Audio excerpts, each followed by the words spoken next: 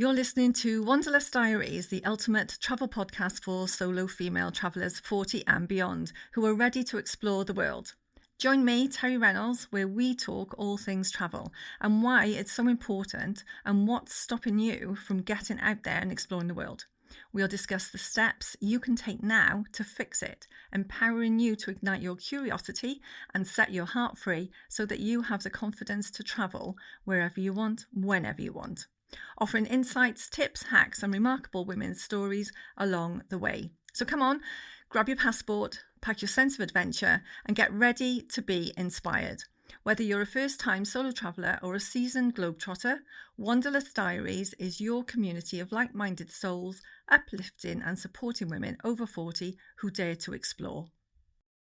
So welcome to this episode of Wanderlust Diaries. I'm so pleased to say that with me today, my guest is Corissa Daines, and she is here to tell us all things travel, give us some tips and hints along the way as well, and just have a good old chat about travel because that's what we love to do.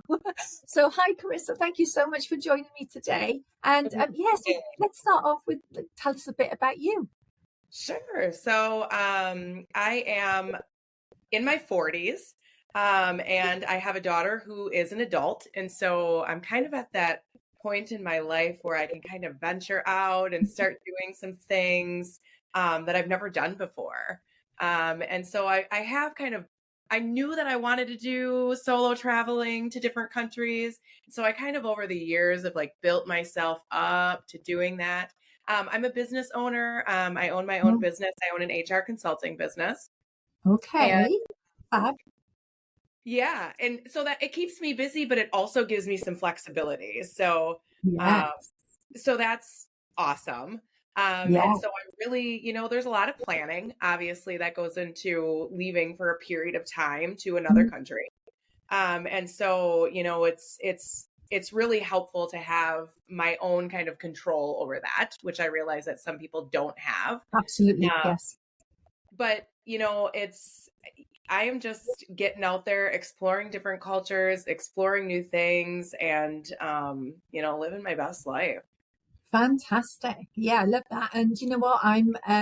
That's what I want eventually, because I still work part-time for the NHS in the UK. Yeah. But my goal is to be fully, in my business so that then I can literally, be all over the world working, because it's really an online business, and that's my goal. So so I absolutely am with you on that. Absolutely with you on that. Yeah. So and does what is your it's an HR business? So can you do that? Is that online, or do you is it bricks and mortar? It's a little bit of everything right now, and I think it's something that I'm when I went on my last trip, I realized that maybe I need to work on restructuring how my business works. I do have some fractional clients that I go into one day a week, but, I prepared them and just let them know, I'm going to be gone, but it's only 4 days, really. And I made sure that I had, enough remote work that I could do. And, they were so supportive of it. I mean, really, when you own your own business, you can choose who you're working with. And so, you can choose, people that are going to support your crazy endeavors. So yeah, I mean, it is really all stuff that I can do online, or even coach someone how to do something that I would do, with a person face to face, for instance. Yeah. So, I mean, yes and no. Yeah. But that's a great mix though, isn't it? Because it does give you that flexibility, which is exactly what you want. So let's kick us off then with what was your first solo travel and where did you go? Yeah. So I live in Wisconsin. And so I started really small. And it was probably can I just say before you get into it, I love this because what we don't want people to think, people who haven't traveled solo yet, is that you have to go a long, long way. So we can start very small. I love that. Yes. Thank you. Yeah, totally. So I would say it was probably about 8 years ago that I kind of started doing these like little trips. So I would like go away for a weekend and rent a cabin somewhere in Minnesota, which like isn't in Wisconsin, is just like right over the border. Yes. And then kind of over the years, I kind of slowly worked my way up. So then like one long weekend, I flew out to South Padre. And you know, I've been to like Savannah by myself, but it was always just like kind of 3 or 4 days. You know, and then I'd go on like a long camping trip by myself. And then in 2021, I finally was like, okay, I'm going to branch out and I'm going to go out of the country by myself. And so I went for 5 days, but I went to an all-inclusive resort. And I did that because it felt the most safe to me.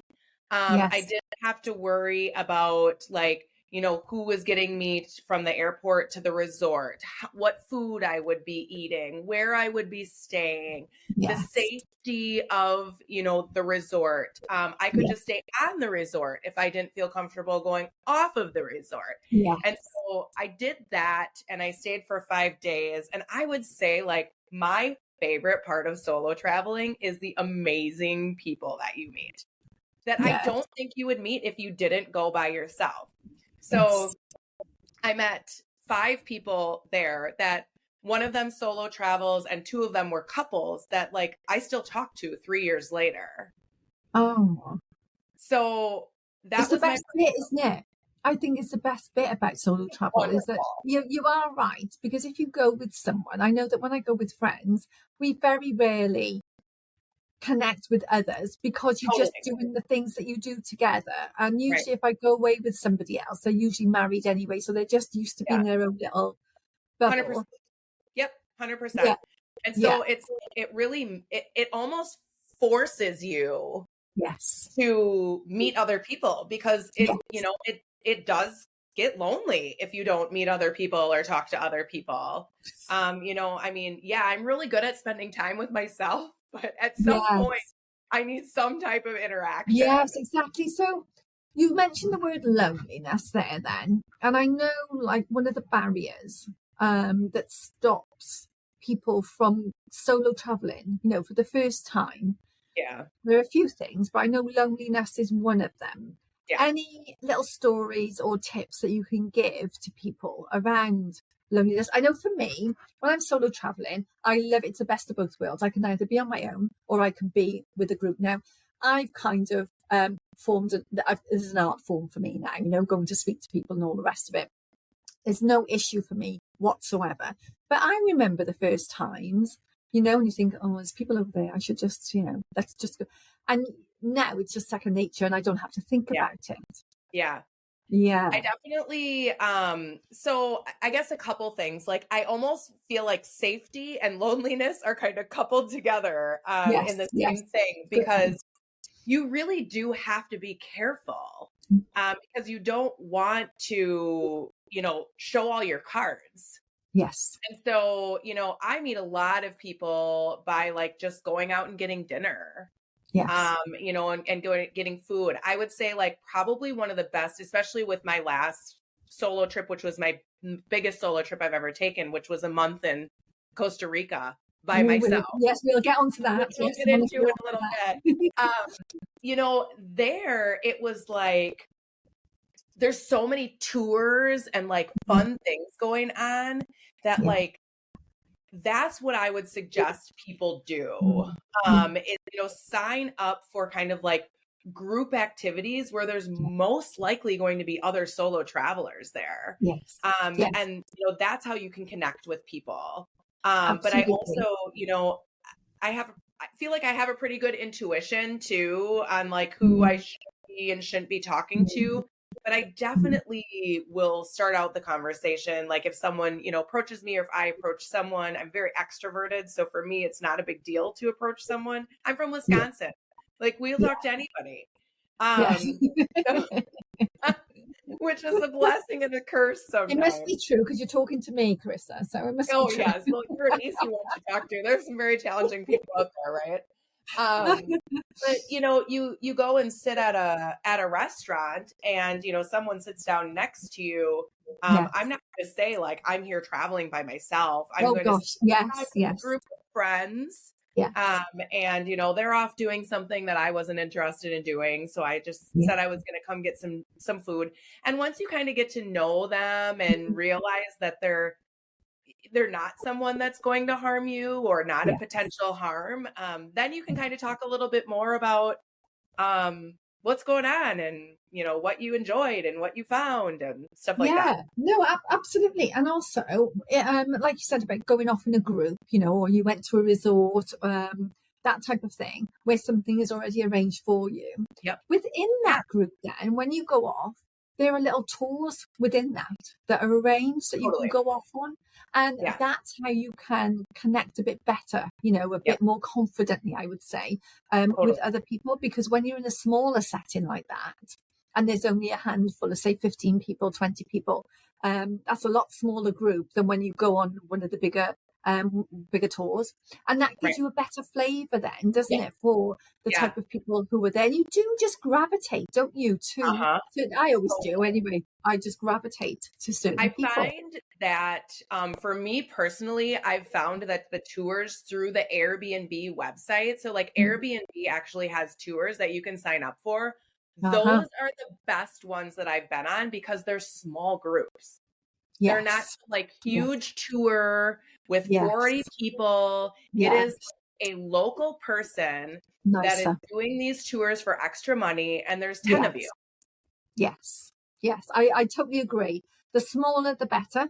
I just, I'm not sure anybody listening to this would agree with that, because obviously that is going to be the case. But yes, so if for anybody who's thinking of doing this and they want to, I would agree with you. Choose a tour, choose a group that you can go with where everything is already arranged for you. So you're going on your own, but you're going to be meeting like-minded people. And then within that, then you'll splinter off into, like you said, you'll find those little tours within. Make friends that way, because you're never alone. It's up to you when you travel solo. If you want to be alone, you can, but you never have to be. So true. I ask, so a lot of people get a bit distressed at the thought of eating alone. Oh, yeah. You know what? I giggle because I hear that all the time, and for me, it's just like what I do. I don't know why. I've always been okay with that. I don't know why. But I do find I won't go get a table typically by myself. I'll normally sit like at the bar. And even if I'm not drinking, I always sit at the bar because I feel like for some reason that bartender being there gives you like this less awkward feeling. I think it's just more socially acceptable. Yeah, it's a nice tip. I like that. Yeah. So I don't almost never, unless I'm sitting down to work, obviously, then I want to get my own table. But like, I almost never get a table. I almost always sit at the bar. And that's usually where I meet people and can chat with people because, most people that are sitting at the bar are in the same situation as you. Yes. No, I like that tip. That's a really good one. And I've never thought of that actually before. I've done it myself, but I've never thought of it as passing it on. But I suppose I always think in the traditional sense of, take a book with you, or if you've got your phone or an iPad, a tablet, that type of thing, so that, and I used to do that to start with, because when I was traveling, I had like the rough guide books, and I'd always take that with me. But then I just love people watching. So I would just go and sit down wherever I am, and I'd have the book there, but I wouldn't look at it. I'd just be, my eyes would be all over everywhere else. It's usually like at the bar, or if there's some type of like a bar looking thing that like faces the street where you can actually like watch, what's happening. almost always do that. I almost never get a table unless I'm sitting down to work. Yeah. No, I like that. Another thing that has come up recently is about, if you're at the beach, what do you do with your belongings so that you can go and have a swim? Like all things that you don't think about, right? But like Yes. it's real. Yeah. Yeah. I bought a dry bag. Yes. I bought a dry bag and I put all my stuff in. The dry bags are so nice because like they're even great. Like if it's pouring down rain, like your stuff is not going to Yes, it stays dry. Yeah. So it's all of those things. Like there's so many moments that I was like, gosh, I am so glad I have this, right? Yes, that's a great and they float. So they kind of just like stay on the top of the water, even when you're in. Just swindle along with you. Literally. I know, it's like a little flotation device, right? Yeah. So I do that, but I also there were definitely times, or there have been definitely times where like there's a group of girls, that are like on a girls trip or something. And I'm like, hey, do you mind if I like set my stuff, next to yours? 9 times out of 10, they're gonna be like, yeah, absolutely. No problem. So again, it's like using your intuition, surveying the situation, and, also like never having all of your eggs in one basket, right? Yes. Like, if you're going to have, make sure that you have a credit card back at your room and you have a credit card, in the bag. Make sure that like, if that bag gets taken, you're not like completely out of luck. Yes. Yeah. No, exactly. And also as well, make sure that you take copies of everything, isn't it? So you can leave. Oh yeah, for sure. I take like pictures or copies or whatever you want to do. If the phone gets taken, then obviously the pictures are an issue, but my phone links to my computer. So I know that like if my phone gets gets stolen, I still do have all that data on me. Yes. Yeah. So, me too. Little things like, I mean, you don't want to go into the situation with these negative thoughts, but at the same time, like it's reality. You have to be realistic. Of course, that's what it is. It's about, we're not being negative nannies here. We're just being realistic about, this is what you can do, and that the bag is a great idea. So great. A couple of really good tips there. Thank you for those. And I like when I'm riding if I'm riding a bike, like if I rent a bike, I actually bought a bike when I went to Costa Rica when I got there, like the second day. But I even like clip the bag around the bike so no one can just grab your bag. Yes, great. So, I mean, you just have to be always thinking about little isn't it? that really make your life miserable. No, I'm totally with you on all of that. Okay, so let's get back to travel and where you've been. So obviously your big trip, like you said, was Costa Rica. I'm sure there was another one when you messaged me. I'm sure there was somewhere else you'd said you'd been, or have I made that up? Panama when I was there too. Oh, that's right. Yes. But yeah, I mean, I've been pretty much all of. So, like I went to Guatemala last year. I've been to, Dominican, I've been to Mexico like a million times. I'm pretty well traveled and I love it. And, they're not all English speaking countries either. So that would give a lot of people the fear, the fear that you've gone of going into a country that, English is not their first language. So do you speak Spanish or anything, any other language? I would say that I'm not pequeño, but I'm more like más o menos, right? Like I have like 50, like I can make my way through. Google Translate, or I didn't even use Google Translate. I used a translation app. I don't even remember what it was. I actually had 2 translation apps because sometimes they don't translate the best. So then I would go to the other one, and be like, okay, this is a better translation. A mix of the 2. I mean, in Spanish speaking countries, which is really where I've spent the majority of my traveling so far, they're all like, if you're trying, they're like super helpful. I Yeah. mean, Yeah. it's amazing what you're able to communicate with like signs and Yes. Yes. pointing Yeah. and, like, Yeah. And yeah, I'm at the moment I'm learning Spanish. I've just, yeah, signed up to an app because I seem to be going to Spain quite a bit lately.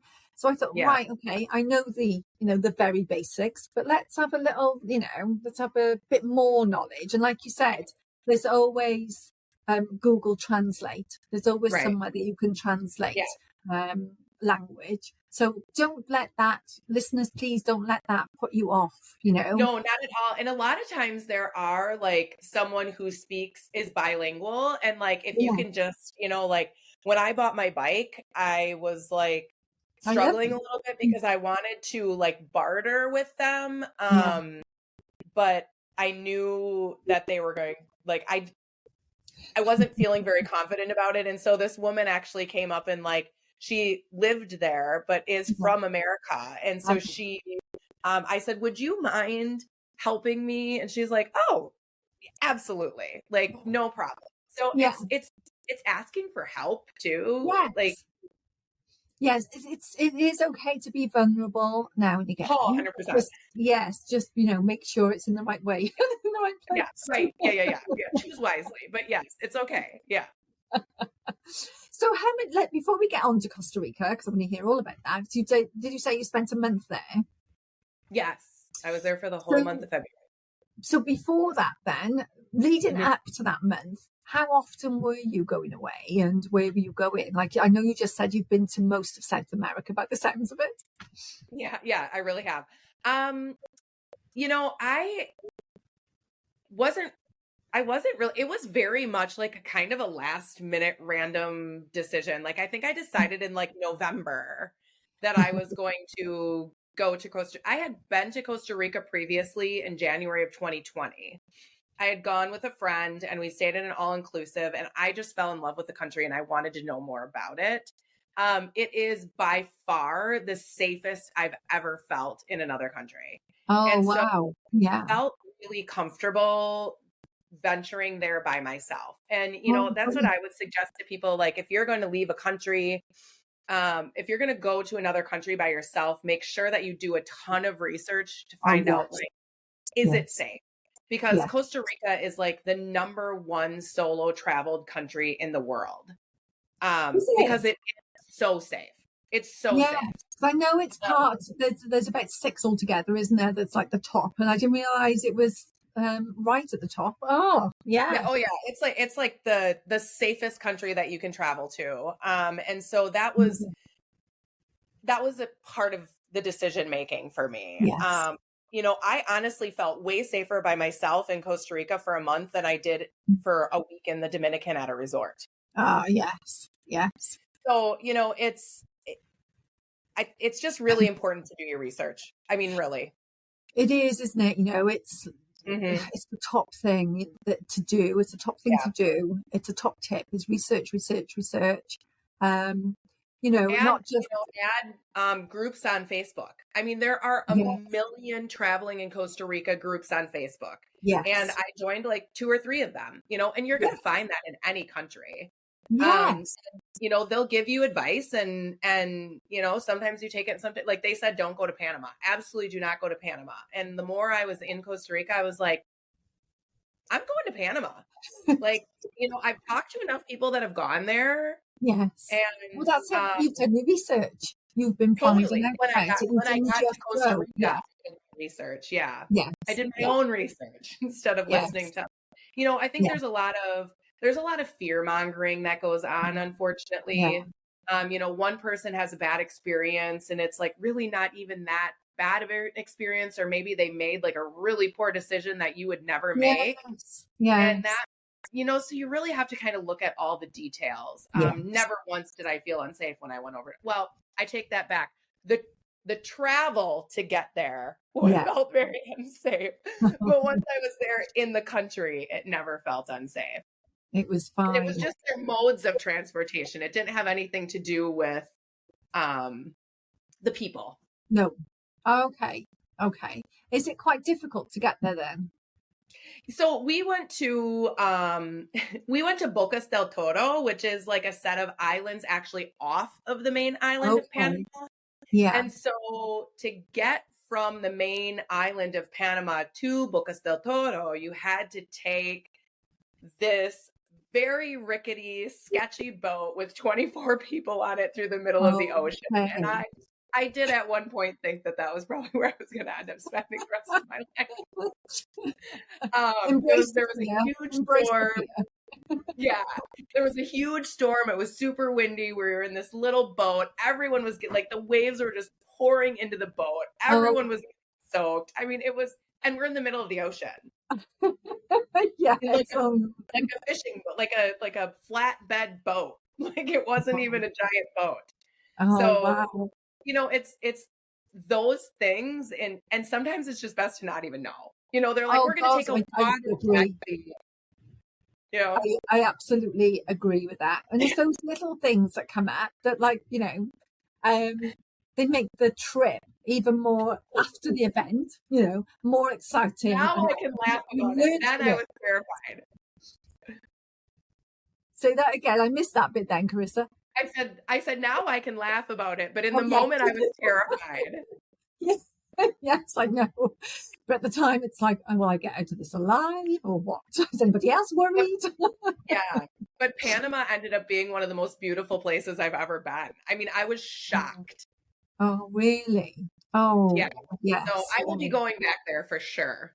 Oh, I definitely need to research that. Then I'm hoping to go to Cuba in November. I've not been to Cuba. Have you been there? No, I haven't. And I want a Cayo Coco, if you can get over there, is supposed to be amazing. Really? Oh, right. Okay. Oh, Google it when we get off. Cayo Coco, Cuba. Oh, I will. I definitely will. Yeah. In the Dominican, I talked to a couple that has traveled the entire world. The entire world. They've been to every country, and they said that is their favorite place on earth. Oh, really? Oh, and I'm like, okay. Yes, I will. Okay. I'll research that. I'll check it out. Yeah. Oh, wow. Oh, wow. So what was the motivation for you to go to Costa Rica for a month? I wanted to just be in the culture, right? Yes. So like I'm really into like health and wellness and food systems and just all of, there's over here in America where it's just so broken. Yes. And so I really like, yeah. Unfortunately, it's a lot of places, but I really wanted to just kind of see like pura vida, right? Pure life. How are these people living? And I wanted to experience it for myself. Yes. And, going somewhere for a week, you're not going to experience it. No. Going somewhere for 2 weeks, you might get a decent flavor. But when you're there for a full month, you get to do all the things. You hear about you have to immerse yourself then. Don't you have to immerse yourself in the local culture when you're there for that long? You can't just be that tourist or that holiday maker for a month. You have to. One of the things that I did notice with like the solo travelers there is like there was a lot of like bounce, like they literally spent a month, but they like bounced around all over the country. And Costa Rica is not a country that you can travel easily at all. I mean, no. You could be like, I was in Puerto Viejo de Talamanca, which is here. Right across on the other side is a city that I wanted to go to. And I was like, oh, well, I can just bop right over. No, it is all the way up and all the way down because this is all volcanoes in the middle. Oh, right. And so to get from here to here is literally a 10-hour excursion. Oh, no. As the crow flies, it's probably only about 3 hours. Exactly. And so, they're bopping all over the place doing all this stuff. And I'm like, I'm staying in one area. Yeah. I want to have the same apartment for the entire month. I want to have, I want to explore the entire like local. Yeah. Yes. Yep. Yeah. Oh, I love that. You know what started my kind of travel journey many years ago was I hadn't actually been abroad with a girlfriend and I was 38. I got divorced and went to Greece, one of the Greek islands. And that summer, me and my friend went back. We were there 3 times that same summer. And at the end of that summer, I thought we got friendly with all the workers. And, Totally. we just did, because we've been there so many times and we just loved it. And I said, I'm going to take 6 months off next year and I'm going to come back as a worker. So I was talking to the workers and thinking, this is what I'm going to do. So off I went back. But that really, so it kind of, I don't know what it was. It set something inside of me with knowing, speaking to speaking to everybody who lives locally and speaking to the hotel owners and, just getting a feel for the place. And ever since then, it's always been about culture for me, and getting to know the people that live there. I mean, the story ends with me backpacking around the world for a year. I didn't go back and do that, but that's what started me off, and ever since, wherever I go, I like to get to know the people who actually live there. Totally. Yeah. I agree 100%. I absolutely love it. And I want to live like them, Yeah. I mean, I didn't have air conditioning and I was smacking cockroaches. I was, it was hot, right? Like it was muggy, it was moldy, it was, it was all the things. I'm just going to get a book a second, because I want to ask you if you've read this book. And it's a lady that did exactly that. Tales of a Female Nomad. No, I haven't. Rita Golden Gelman. So that's the Tales of a Female Nomad. Okay, I'll have to. She literally took, for once her and her husband kind of split up. That's what she did. She'd go and live in places like Bali or Thailand or Vietnam and just go and live there for a couple of years to get and immerse herself in the culture. Fantastic book, and it's like all these stories that I want to go and do that now. Oh, I know. Sometimes I have to be careful with those kinds of books because I'm like, I know. You cannot afford it, okay? Oh, yeah. I know, she was very not having a limited supply of money. Yes, I know. I know, it's but it isn't it. I just love it, when you can do that. Totally. One of the things about Costa Rica that I think most people are surprised by is it's expensive. Oh, is it? Yes, I am surprised. Oh, gosh, so expensive. It's unbelievable. So most people in Costa Rica travel the Pacific side because you can fly into Liberia and it's like an hour and a half, a couple hours to get where you're going. I stayed on the Caribbean side, which actually is like there's not a ton of tourists on that side. I think it's getting a little more touristy, but from the San Jose airport to Puerto Viejo de Talamanca, which is where I was actually staying in Playa Negra, which is right outside of Puerto Viejo. But they the drive from the airport to Puerto Viejo can be anywhere from 4 to 8 hours, depending on traffic. And you can do like a puddle jumper into Limon, which is on the Caribbean side, but now you're paying for a flight. And I mean, I'm not a huge fan of flying in general. So, to get on a small little puddle jumper was like out of the question. Like I will drive for 8 hours if I need to. But what I did was I hired a driver in the middle of the night. It only took us 3.5 hours, which apparently is like incredibly fast. That's kind of a tip, I guess, if you're going to travel to Costa Rica, hire a private driver in the, I think my flight got in, take the last flight of the day. Yes. And then, hire a private driver and you're going to beat, most of the traffic. That's I love that idea. That's a great tip as well. Yeah. Because if you're already up at that ungodly hour, you may as well make the most of it and get a really good deal. I think I got to my apartment at 1 in the morning. I mean, it wasn't terrible. Now I had been traveling since 1 in the morning. So it was a long day. But it was totally worth it. Yeah. No, it sounds fantastic. And did you make? I'm guessing you made some friends there as well while you were there. Yeah, in fact, I ended up meeting a girl there she lives in she was a retired woman, and she lives in South Texas, but is actually from Minnesota. So she's much like me, like, we're both like, chatty that. She's actually worse than me. I couldn't believe it. And her and I actually went over to Panama together. Yeah. Oh, I see. Okay. Yeah, so that was awesome. And then we ended up meeting two friends over in Panama and brought them with us to Costa Rica. It's just that happened when you solo. They were from Las Vegas. They're best friends from Las Vegas. Oh, and they ended up coming back with us to Costa Rica and staying with us for a night. And then they had other things in Costa Rica that they wanted to go see, but yeah, it was. Oh, I love that though. Yeah, this is easy. You just pick up friends along the way, and yeah, really just brought two people back from Panama with us. No big deal. I love it though. It's fantastic. And so, what was your setup? Like you say, you stayed there for a month. So was that, and that was obviously deliberate. That was an intention to do that.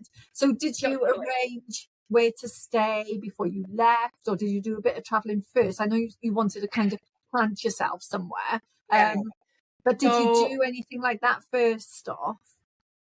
I am not a huge planner, so for people who aren't a huge planner, you can do this without planning a ton of things. So like always, like this is my checklist of what do I have planned. Yeah. Do I have a flight? Yes. Do I have a place to stay? Yeah. Do I have a way to get to the place that I'm going to stay? Yes. That's about it. That's about all I plan. Yeah.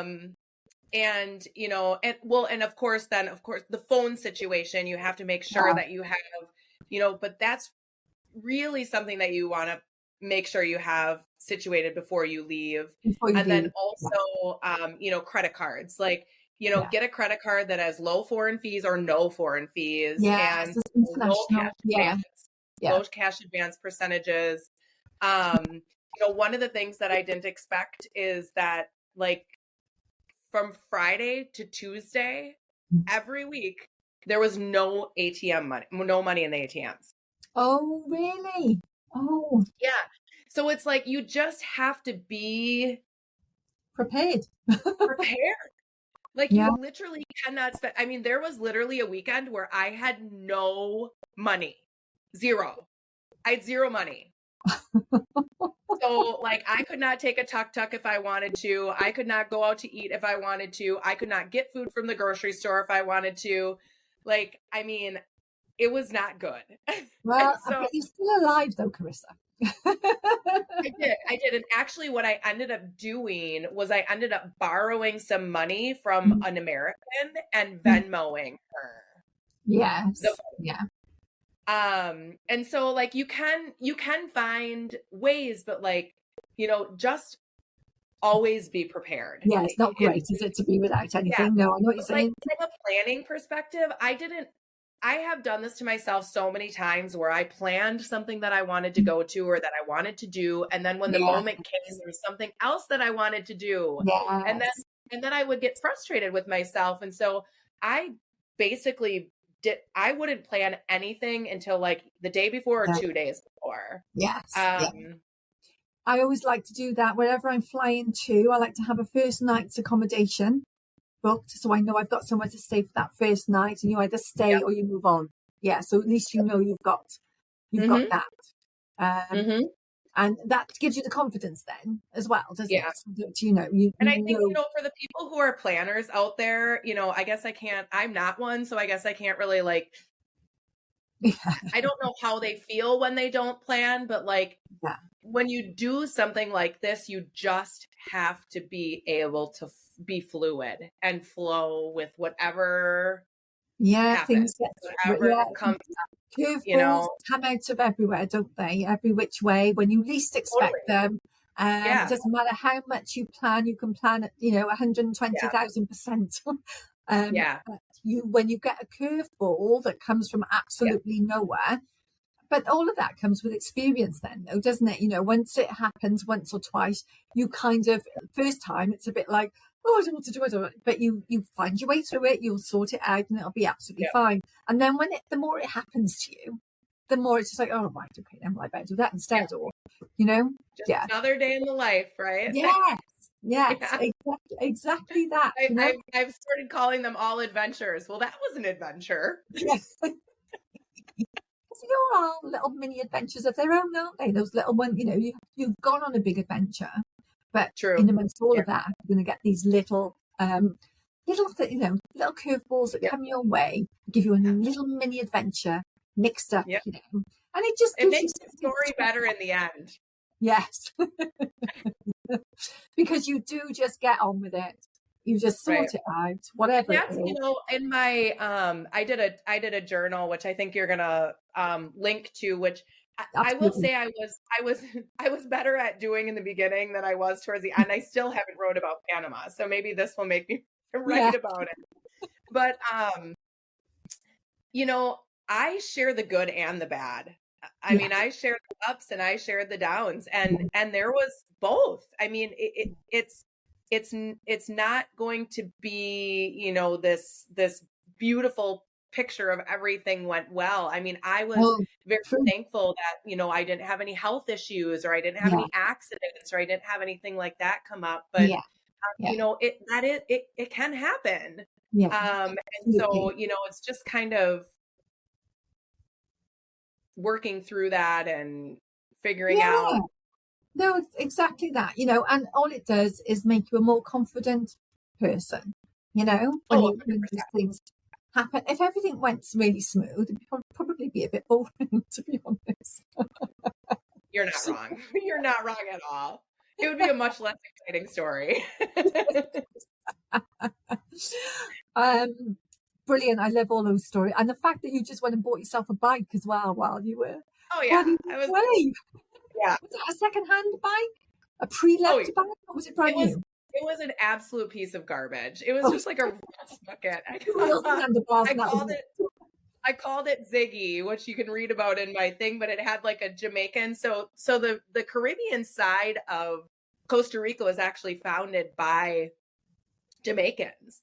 It was inhabited by Jamaicans because they were the only ones that were able to come in and make this marshy land into something, because they're the same type of land that they had in Jamaica. And so it's actually a really, really unique culture, because it is very Jamaica.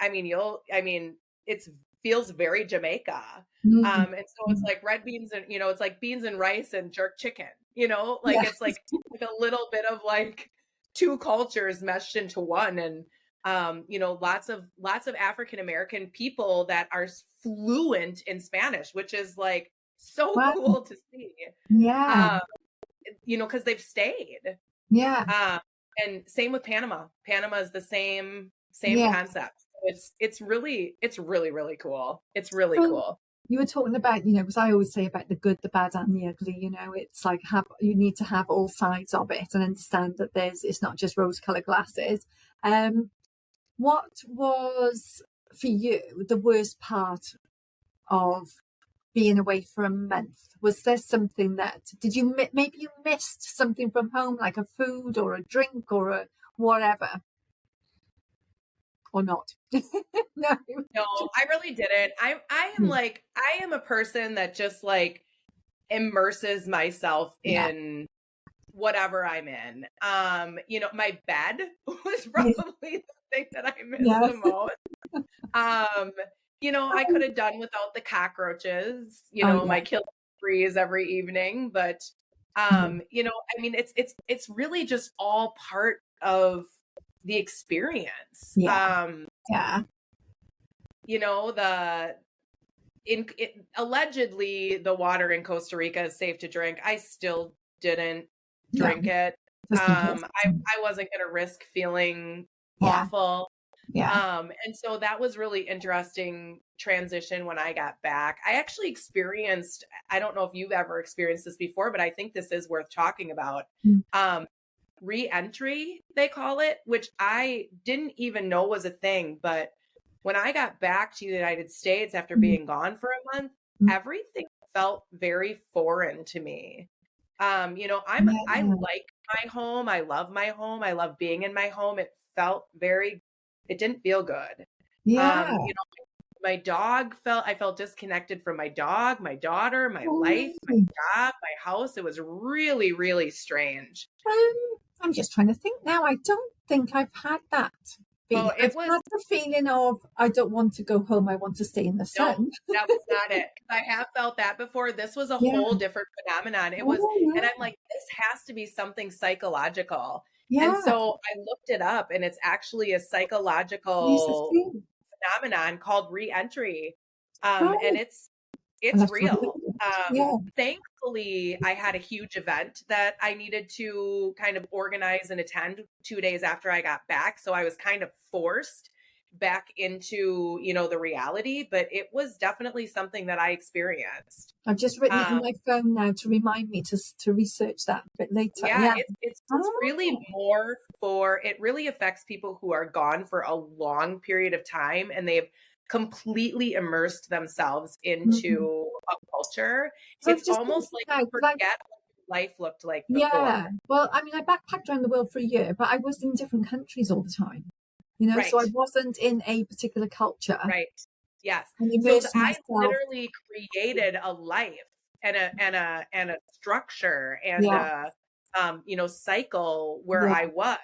And when I came back here, it was a very hard transition. I had never. And how long did it take you to, Thankfully for me, it was only a couple days, but I did read that like some people, it takes them like months. Some people actually end up just moving to where they came from because it's such a struggle. Do you know what? I'm just thinking now, because you saying that, and I'm saying, I don't think I had that when I came back. When I went back to work, because I had a career break from my job for a year. And when I went back to work, I remember the managers saying, so when are you going to start dressing properly? Because I was a secretary.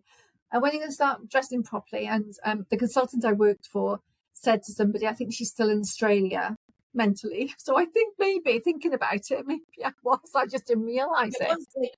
For me, it was almost like, it was like concerning for me.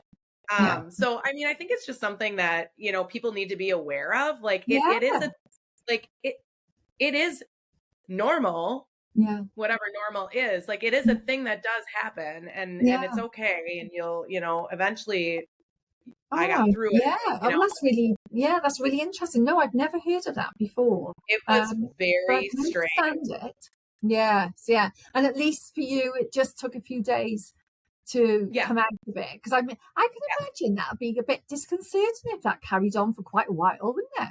Right. And I got back on Friday, and on Sunday I had a huge event that I had to like help organize and set up and attend. And I think that like literally just forced me back into my life here. And it kind of like, it was like almost like an instant, like it was like right back to where I was before. But there was a couple days that it was rough. Yeah. No, I love that. Well, do you know what? I think that's a really good place to end now. I've had a fantastic chat with you. It's been absolutely, I've loved it. I've learned a few things myself as well today, which is fantastic. And I'm definitely learning about re-entry because, like I say, I definitely haven't heard about that before. I've loved all your little stories about going into Panama, bringing people back with you, getting a bike and we didn't even get to go into but we did this island bar crawl where they like it was awesome. I have to write about it in my in my diary so everybody can see it, because it was an adventure. And once you've written about it, you'll have to come back on then and talk about it. Yeah, it was great. We'll do a part 2. It was so fun. It was great. Well, thank you, Corissa. Now, for everybody listening, I will have all of Carissa's links so that if you want to contact her, get hold of your journal as well, Corissa, isn't it? That's what you're going to send me the links for. We'll have all of those in the show notes so that if you want to contact Corissa, you absolutely can. So thank you very much, Corissa. I've really enjoyed this session. It's been lovely. Thank you. Awesome. Me too. Thank you. And that concludes this episode of Wanderlust Diaries, celebrating the fearless spirit of solo female travellers who are 40 and beyond. I hope you found inspiration, valuable insights, and a renewed sense of wanderlust. Thank you to all our incredible listeners who have joined us on this exciting journey. Remember, age should never stop your quest for adventure, because the world is waiting for you to explore its wonders. And don't forget to join our community on social media to connect with fellow travellers, and subscribe and review us on your favourite podcast platform. All links are in the show notes.